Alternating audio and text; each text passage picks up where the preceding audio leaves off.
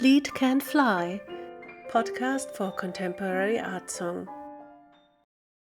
Hello and a warm welcome to Lead Can Fly. My name is Sabine Bergk and I created this podcast to give contemporary art song new life and many listeners around the world, and I feel so gifted and happy that so many wonderful composers and musicians are joining this podcast. It's such a miracle, and as I love miracles because they can be everywhere when you open up your senses, I'm very, very happy today to have Michael Finnissy and Lotte Betstein as a guest. Hello, Michael, and hello, Lotte. Hello. Hi, Sabine. Good to hear you and good to see you. I will present Lotte a tiny little bit because in the last podcast it was Michael. And I think presenting both will be just too long and then they won't have time to talk. So Lotte Betstein is born in Berlin and studied in Melbourne at the Conservatorium of Music and at the Royal Academy of Music in London. She comes from an artistic family, and her way also led her to Italy, to the Accademia Teatro alla Scala, and to Germany, to the Vokalsolisten Stuttgart. And she worked with wonderful singers as Dame Felicity Lott, Dame Anne Murray, and Susan Manoff. And I just have to pick some little things because it's such a long biography already. She was the winner of the Oxford Leader Young Artist Prize in 2019 of the Royal Overseas League competition. Just a year later, she was Young Artist alumnus with Britten Peers Arts, and also Young Artist of the Year last year with the Royal Philharmonic Society, and this year she is Artist in Residence with the Norfolk and Norwich Festival. And Lotte is one of the leading interpreters of contemporary music, and she brings her wonderful and warm-hearted and very special voice together with so many interesting compositions. We can only say thank you for bringing up to life and to light. And of course, she's also singing in Germany at the Bayerische Staatsoper. She has been a guest at the Festspiele Mecklenburg-Vorpommern. That's where I live. So a very huge, wonderful festival that was also inaugurated by Yehudi Menuhin and founded by Matthias von Hülsen. And she has been singing at the Altburg Festival, the Wigmore Hall, the Auditorio Nacional Madrid, the Grand Théâtre de Genève, and worked with so many wonderful soloists and artists, and also a lot with chamber music specialists like the Ligeti Quartet, the Marcius Trio, the Armida Quartet, and of course with many, many composers like Michael Finnissy, Stuart McRae, with Brett Dean, Peter Maxwell Davis, and there are many CDs she's been recording as well. There's also a new CD coming out this year in September called Everything You've Ever Lived with Delphian Records.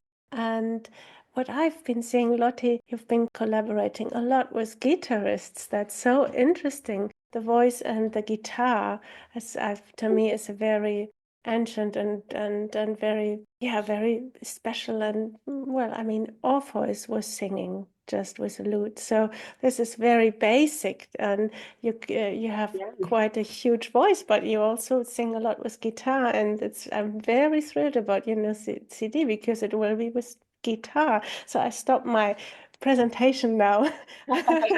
Thank you so much. That was a lovely introduction, and nice to be reminded of some of those things I'd forgotten as well. But yeah, thank you so much. It's lovely to be here. Yeah. How did that come, Lotte? I've got to ask you, how did this interest in contemporary music arise, and how does it come that you also like very tiny collaborations, like just voice and guitar, very pure, and you could be singing with huge orchestras all the time, but you make very special choices in your life.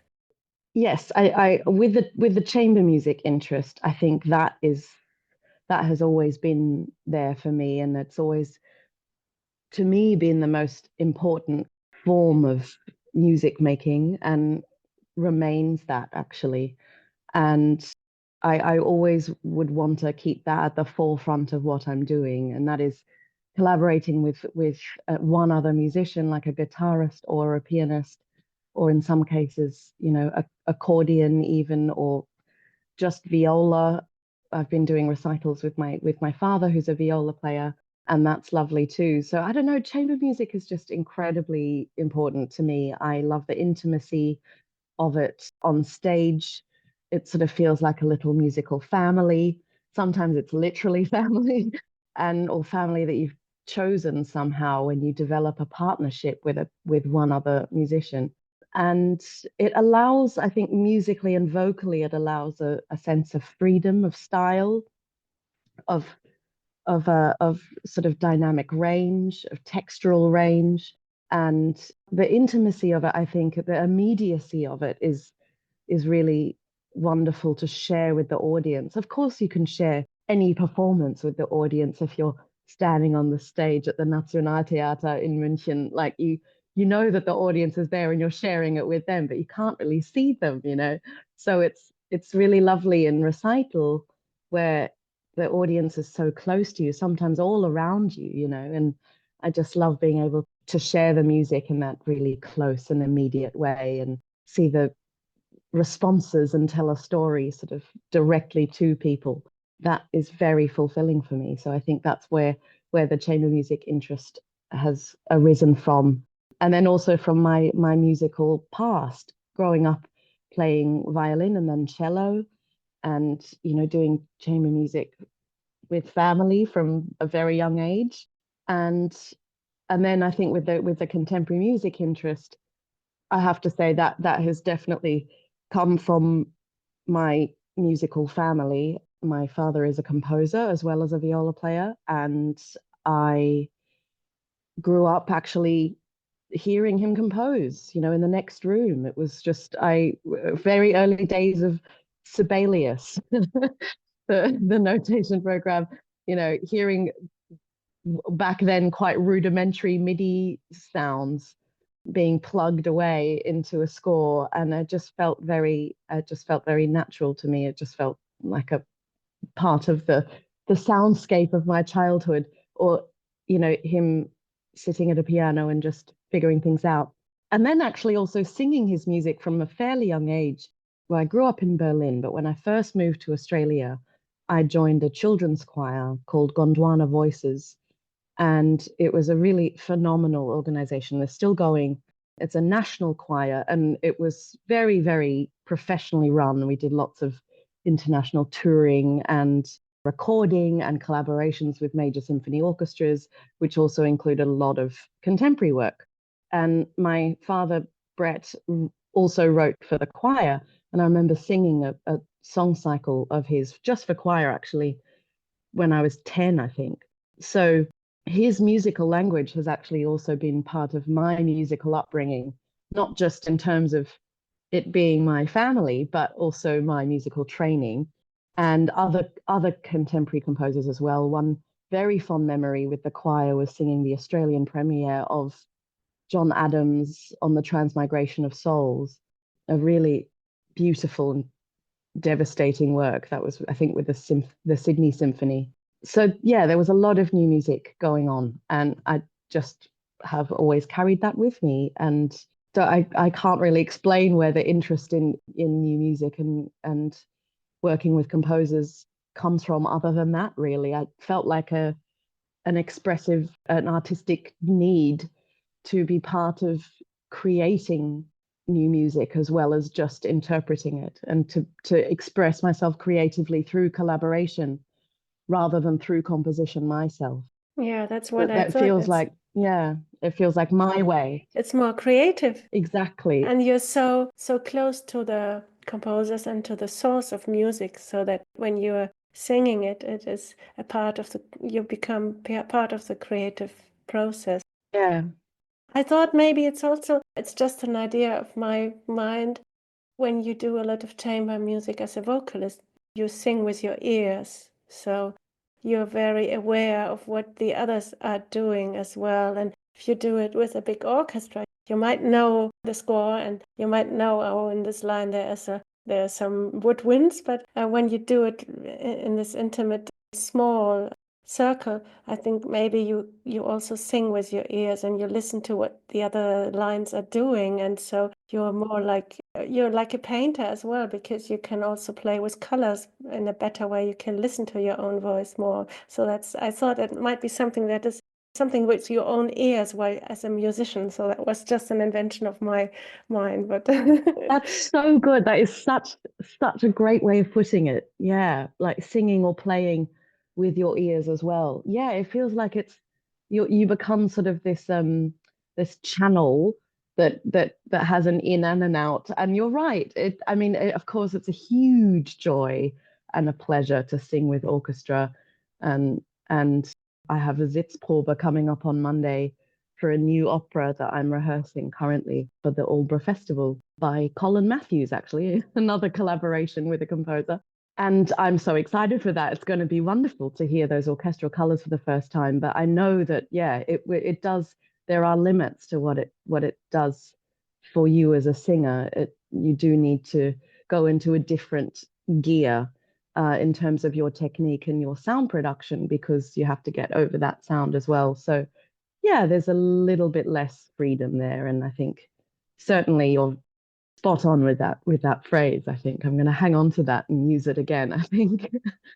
And last year you recorded the CD Alternative Readings with Michael Finnissy. And did you know each other for a longer time, or was that your first collaboration? It was our first collaboration, actually, and it felt extremely fortuitous, especially at such a strange time that we were all experiencing, because it was really this whole project and this collaboration was born during the lockdowns, as you mentioned on the last episode, and it became this oasis of creative thought, I think, for all of us, or certainly for me, and to have an opportunity to work closely with a composer who I had respected and admired for such a long time, right at that point especially, felt really like a huge gift. And it was, yeah, I was just very, very grateful to the trio whose idea this was really in the first place, for reaching out to me and offering this opportunity to create something new together, and to then develop a friendship with Michael since then has just been Mm. just a huge privilege. I feel very, very lucky to have him Oh, in my life. Hi, Michael. I feel lucky. I feel lucky to listen to you both. So Michael, how was it for you to work with Lotte? Sheer pleasure, I would say, because singing is something I do myself. I know in a very small way. I sing with a choir, and so I know what you have to deal with, and I deeply respect somehow the naturalness of Lotte's singing, because it's, as you know, and all can imagine, you're not only dealing with your own sound, you're dealing with a text. And so the words become something else that you have to project to the audience.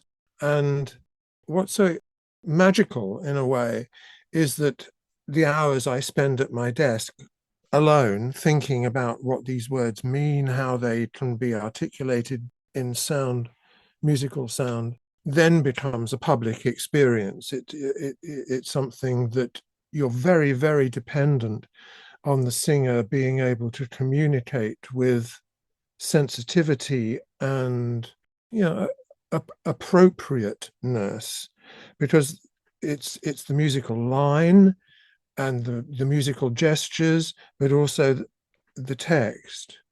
And of course, one has to love the text to the extent where you become it when you're writing. And the way Lotte can do that apparently so naturally and so spontaneously is very, very precious. And I've been very lucky with singers in my life. I've worked with a lot of an earlier generation of pioneer singers, people like Josephine Nendick, Mary Thomas, Jane Manning. I mean, these are great ladies of British song. And I worked with all of them, not only as composer, but as accompanist too. And you just learn so much. I'm with Lotte on the chamber music thing too. I just love writing for small numbers of people. Mm.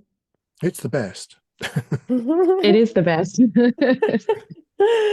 Uh, and today we're talking about Blessed Be again, because I really got fond of the song cycle. And in the first podcast, we had Blessed Be 1, and today it will be Blessed Be 3. And there are two different versions of Blessed Be 3. So on the CD, Alternative Readings by Divine Art Records Métier, we've got the version with voice, recorder, and piano. But there's also a version with, I think, with recorder, cello, and piano. Is it right?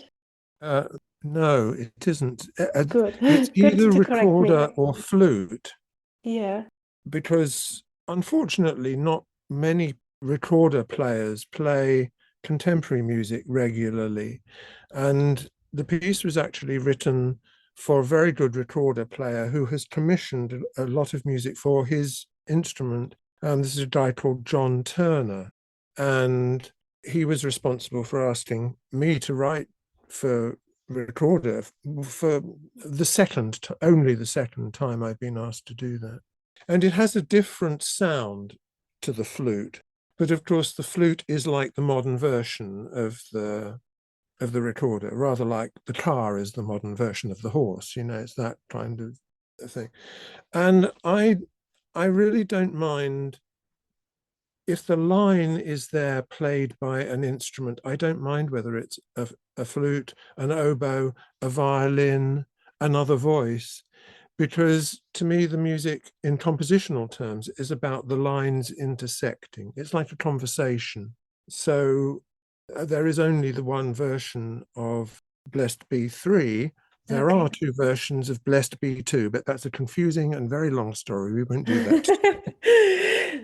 So, and we are going to listen to Blessed Be 3 very soon. And when I listened to it, I was struck by the difference between Blessed Be 1 and Blessed Be 3.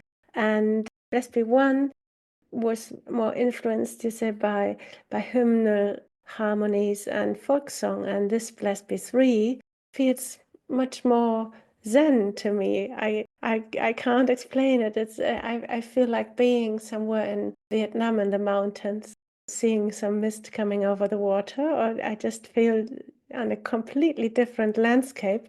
And also with the piano parts coming in, there's some dark colors in the pianos, or maybe not dark, maybe just deep colors. The moment where the piano first comes in, I have to say, is one of my favorite moments on the whole album. I just find it so enchanting. But yeah, I mean, we're about to hear it, so I won't give too much away. Yeah, there's some really very interesting frictions, But and at the same yeah, time the recorders and the voice seems to speak to each other, but also they contrasts. yeah, exactly. Yeah. And then, Michael, I felt there's a point of silence where when you hear it the first time, you might feel, is it finished? But no, then it's going to Blessed be ye that weep now in a very, very, very pianissimo way. So while Blessed be 1 is just floating through like one piece, it has some very different parts and mountains and contrasts in it and very interesting moments. Do you know, It's more dynamic. actually, Blessed Be 1, 2, 3, and 4 are all the same melody. They are versions of a single hymn tune melody with different inflections and different variants each time. And so for me, the fun, if you like, of writing it was to put this melody with three different accompaniments. Firstly, the double bass or the cello and the piano, and they only play single lines. They only have one note at a time each. In Blessed Be 3, it's with the flute and the piano, so it's a different sonic relationship. And the piano part is very elaborate. So the colors, of course, and the impression of what the piano is doing is like the difference between Piero della Francesca and Rembrandt. You have this immense range of color and depth in the piano part instead of something very, very still and almost withdrawn. And then in Blessed Be 2, I add the whole trio. So, formerly it was a different ensemble, but it was an ensemble of instruments rather than just one or two people playing. But the melody line, what Lotte will be singing, is almost the same, different fragments of the same melody. Oh. And placed in different octaves, and yeah. Yes, if you shift the melody up a third or down a whole tone, and you keep the intervals changing, so semitones become whole tones and so on and so forth, you just get a different feeling about the melody. And the melody is cut up into, let's say, 4 bits, which go 1, 2, 3, 4, and then 1, 3, 4, 2, or 2, 1, 3, 4. And it's playing with that, like 4 verses that you might sing in a choir, the same tune, but here it's very slightly varied. And of course, the accompaniment, if that's what it is, the other participants, I think, change the perspective each time.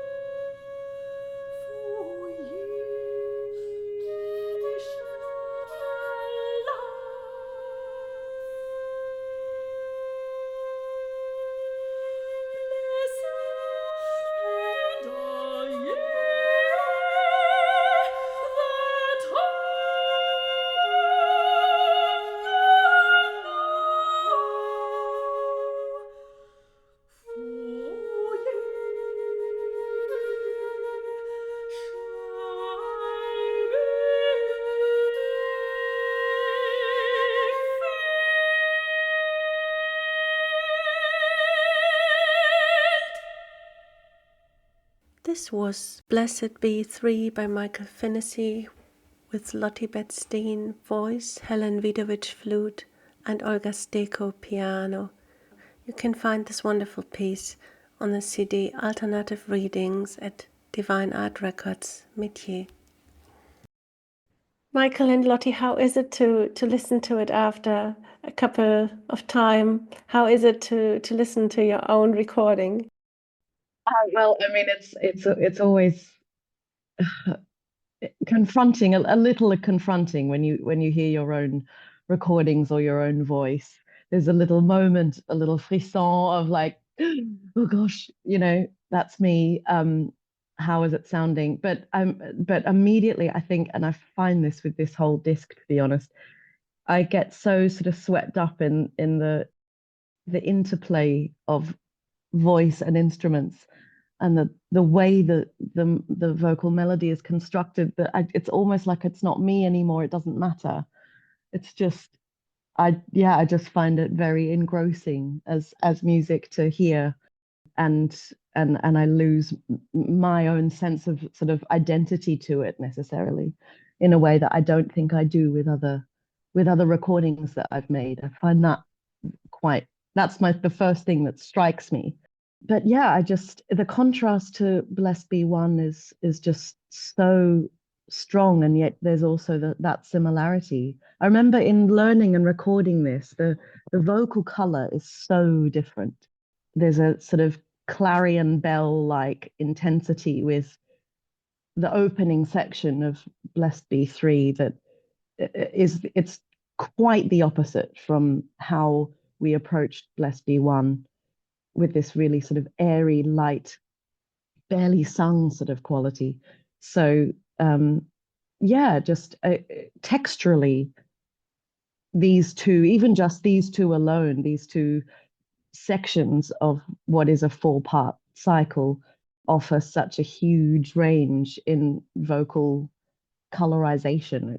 It was just a gift. And then the journey that Blessed Be 3 goes on vocally and melodically as well is just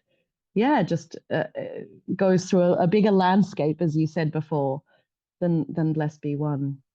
I love them both.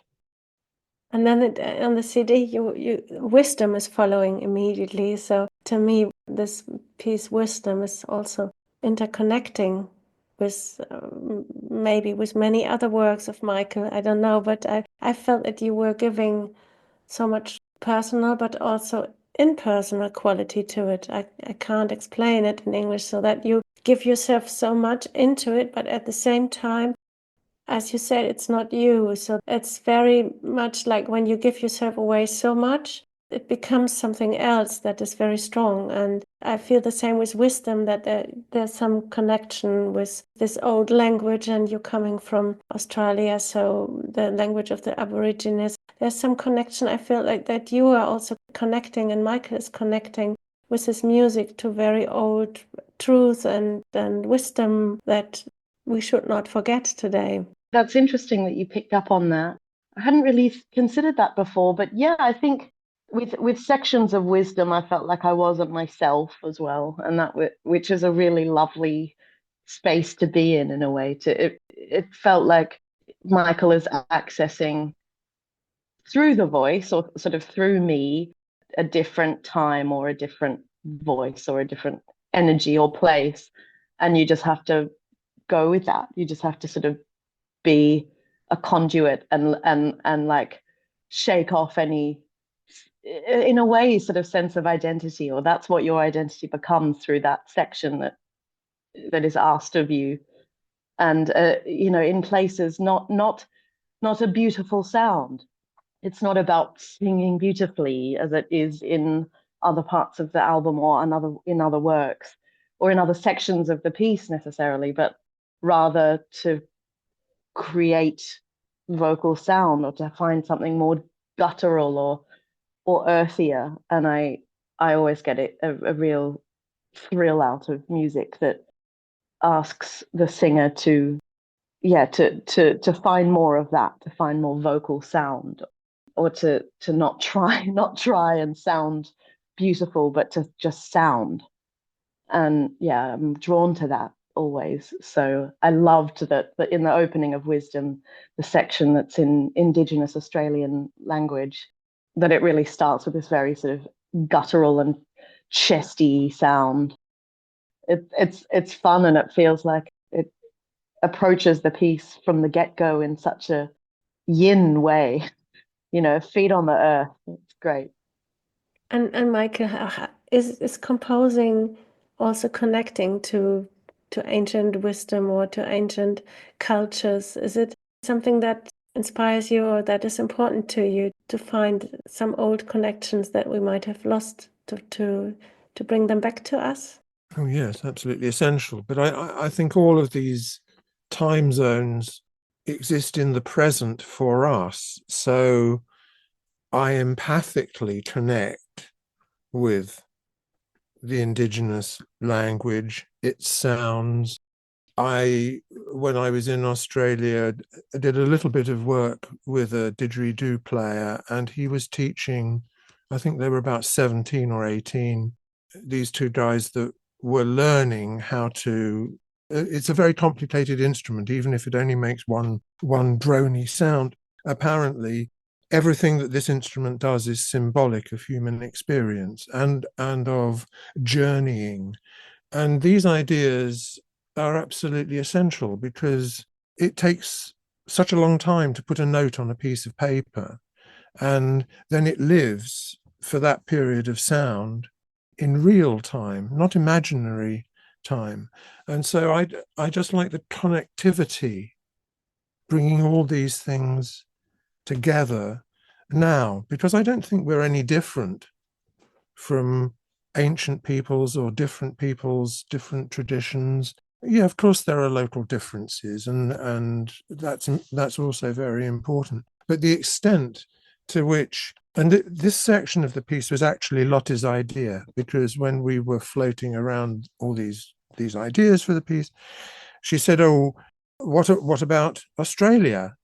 You haven't got an example of anything from Australia." And so I went immediately to the collection of books that I brought back with me from Australia, and there was a suitable scene were the myths of about the myths of the indigenous people of Australia, and their stories are still our stories. They're very special, and there was a little scene, an encounter between two people where one of them leaves, a man and a woman, and in the morning, the man goes away, leaving the woman on her own.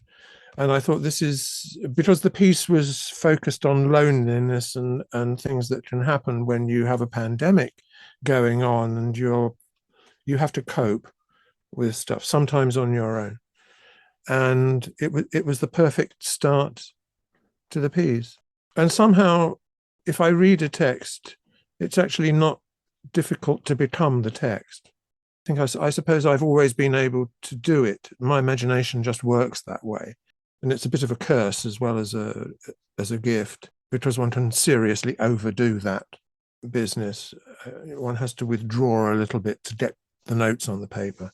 But the extent to which Lotte is able to become that vision and that reality is astonishing. It always astonishes me when people can do that. They can become your music, and it's just remarkable. A bit scary. For the listeners, it's wonderful because as a listener, you experience a singer becoming a piece and a piece becoming a singer, and it's a wonderful experience for the listener. Well, that's why music is so epic, isn't it? I mean, there is nothing like that anywhere else. I mean, yeah, some paintings can do that too. You can connect with them. That's why we have art. It really is so special and so precious. Couldn't agree more. Yeah.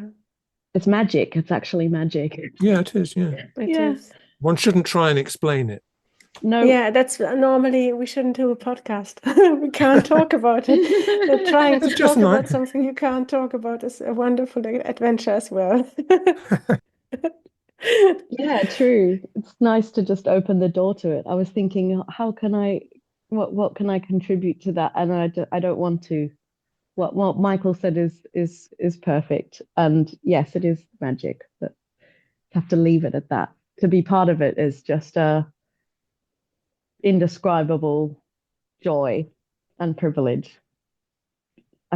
Yeah, it moves me to tears, honestly. It's so cool. It's so cool that we get to do that. And so that's why I love working with composers and bringing things to life. And I can't explain it. I don't know what goes through my head necessarily. It's just a feeling thing. Yeah. The music tells you what it wants, and that's it.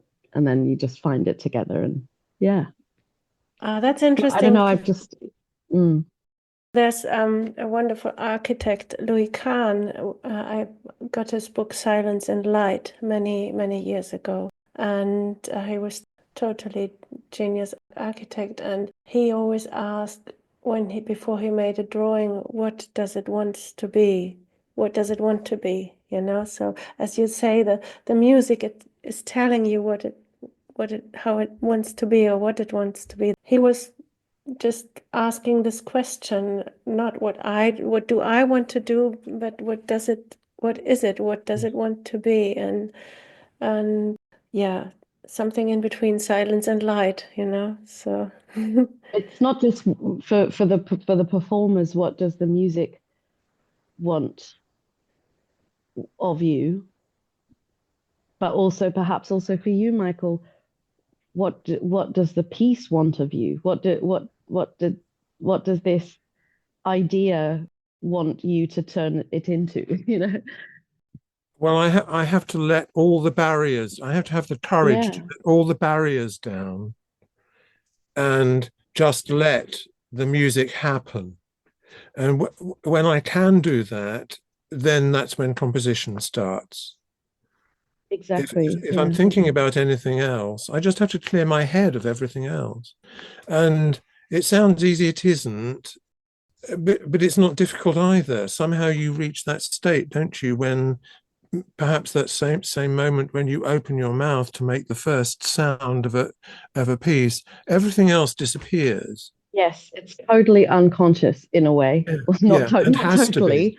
totally, of course, but yeah, it has to. You have to try and reach this sort of very, yes, that space between what did you say, Sabine? It's light and silence and light. silence and light, where there's this other channel that just comes in, and you have to, yeah, of course, you're thinking about it, lots of other things and technique and all of that, but yeah, to some extent, you just need to sort of empty everything else and then just let that channel speak, and it does if you let it, and that's what we're looking for.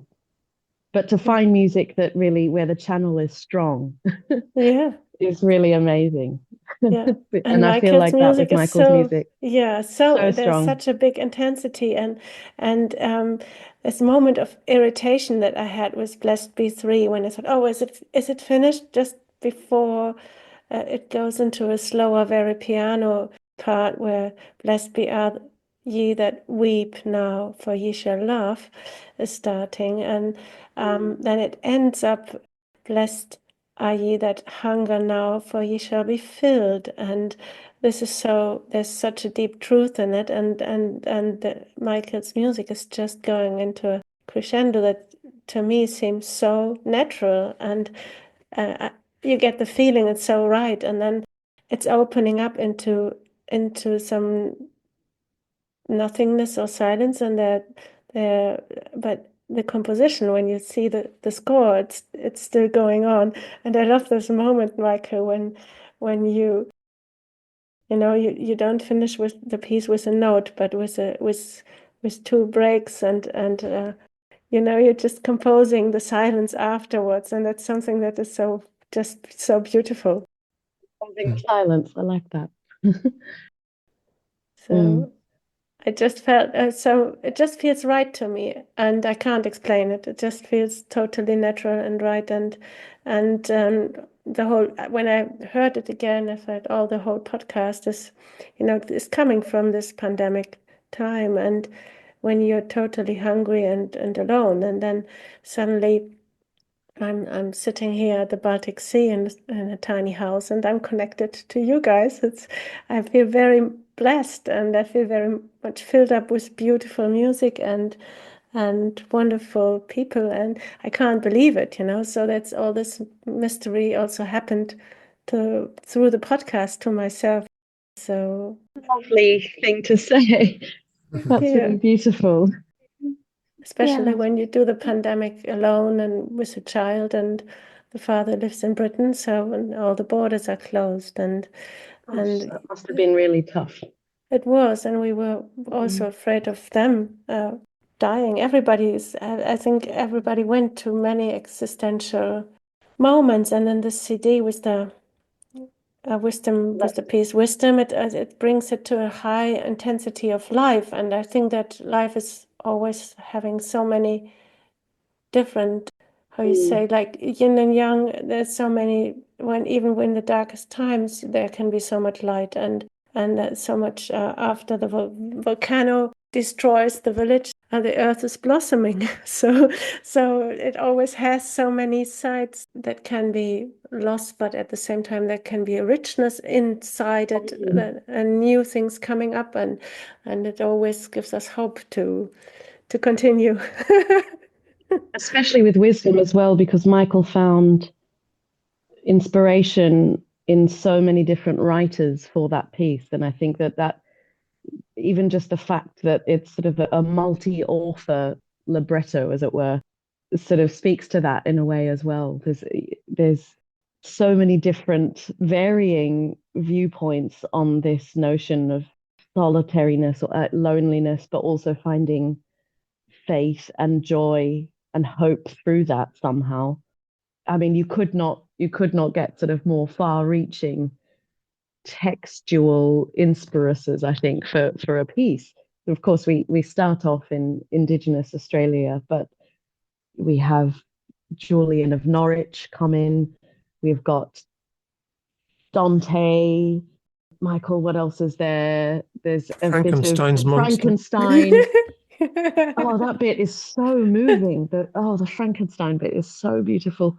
It's very colorful language-wise as well, and offers so many different perspectives on this notion. So so that's an amazing work, and we've been performing it again after having recorded it and done like a little sort of online premiere of it. We're now performing it live finally, and it's taken on a different sort of life of its own. It's just been really incredible to share that piece in particular with an audience. But I'm also really looking forward to finally performing the complete Blessed Be, all four of them, this summer, end of July, actually, at the Three Choirs Festival. And that will be, I think, a very, very special and moving experience to feel the path through all four of the Blessed Be songs, and to sort of really like viscerally feel how they differ and how they relate to each other, and to feel this undulating hymn tune being broken up in real time and put back together, and to be sort of responsible for that. I think I'm really, really looking forward to. And the cycle ends with just voice alone, so I think it will be actually quite a moving experience. Yeah, can't wait. It's so good to have you. You should come along. Yeah. And I would love to continue talking for the next 6 hours, but we've got to find an end. Michael to go back and Lotte, to thank you so Operaland. much. And thank you so much for doing such a great work and being so open-minded and heartful and versatile in all your colors, and also thank you for this intensity, because not everybody is giving so much, and I sometimes you must be tired when you give so much, but it always comes back to you. Does it, Michael? Do you feel it comes back when you give it all? I think human beings are so wonderful and so fascinating. Yes, of course, it always comes back because it needs to. And you and Lotte make it worthwhile, make that journey worthwhile, however complicated or however stressful it becomes. It's worthwhile. Mm. I just want to say to whoever's listening also, this project and this album and the opportunity to work with Michael really has been one of the greatest joys of my musical life thus far. And just Michael, thank you for writing such beautiful music for voice and for me and with me in mind, and then even the ones that existed before this project that have been sort of reworked for me. I don't know, it just fits like a glove, and I'm so grateful to have you in my life. I've just so enjoyed getting to know you over the past few years, and I look forward to more. Oh. Will be. Likewise, Lotte. Mm. Thank And you, you Sabine. both. Oh, thank you for being my guest today. Thank you, Sabina. It was really fun. Yeah, it's a great pleasure. This was Lead Can Fly with Michael Finnissy and Lotte Bedstein. Thank you for listening and hope you join us next time.